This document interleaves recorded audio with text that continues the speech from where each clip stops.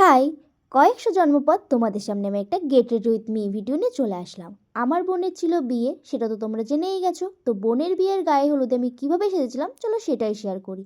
টুক করে একটা হলুদ শাড়ি পরে চলে আসলাম। এবার পালাই মুখটাকে একটু সাজানোর। তো চলো শুরু করা যাক। প্রথমেই তো মুখটা ভালো করে ক্লিন করে একটা ময়শ্চারাইজার মেখে নিয়েছিলাম। আর যেহেতু দিনের বেলায় সাজবো তাই কোনো ফাউন্ডেশন আমি ইউজ করিনি, হালকা করে একটু কম্প্যাক্ট পাউডার মেখে নিয়েছিলাম। তারপরে চোখটাকে একটু সুন্দর করার জন্য নিয়েছিলাম আইশ্যাডো প্যালেট, যেখান থেকে একটা হালকা কালারের আইশ্যাডো আমি আমার চোখের ওপর ইউজ করেছিলাম।